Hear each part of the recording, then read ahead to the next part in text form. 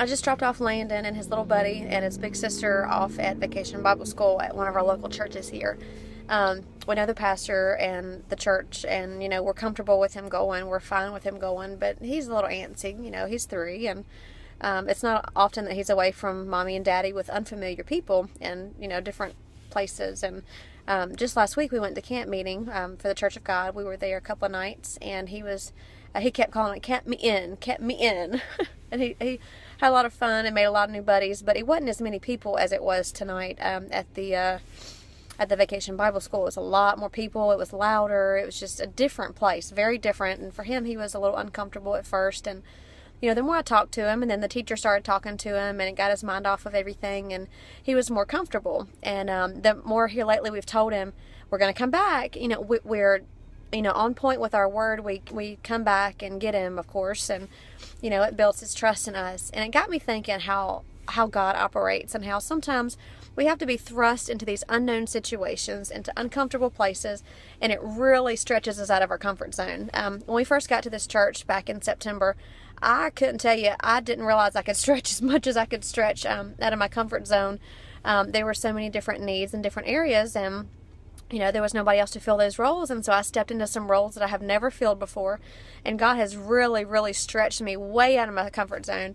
But one thing I'm learning as a parent, just a woman in general, is how we just have to trust God. We may be in situations, you may be in a situation right now where God feels so distant, or you may be even questioning, God, do you still love me?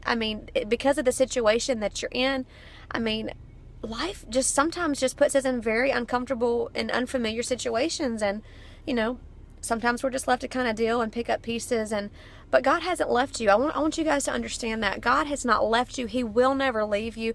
If you're a child of God, oh my goodness, you are His prized possession. You are His precious child, and He's never going to leave you. He's never going to forsake you. The Bible promises us that. I want you to think of how in your phone, how all these apps are running in the background. God is always running in the background of our life. He is for us. He is not against us.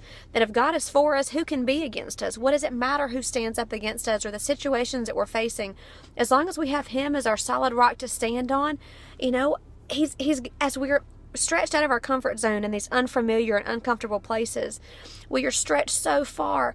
But that's when our trust is being built. When you're working out, I'm not going to say I'm this huge workout buff, because I'm not, but I know that when you work out and you work those muscles, you're lifting and you're pulling and it's hard and it hurts, and you're grunting and just, it's just so hard. But that's when your muscles are being built. If you give up when it's tough and it hurts and it's uncomfortable, then those muscles are not going to be built. They're not going to be maintained as they should be. And just like our faith has to be tested. It says in the first chapter of James, the first couple of verses, I believe it's verse 3 or 4. I have my Bible in front of me right now.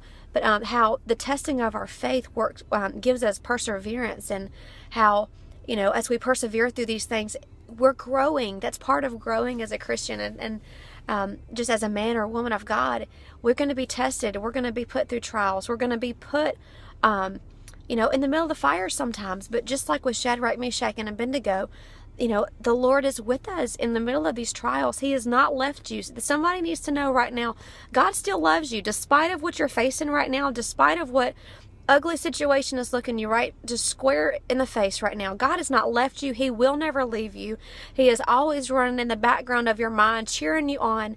You can do this. He is for you and not against you, and He loves you so much. You are His precious child.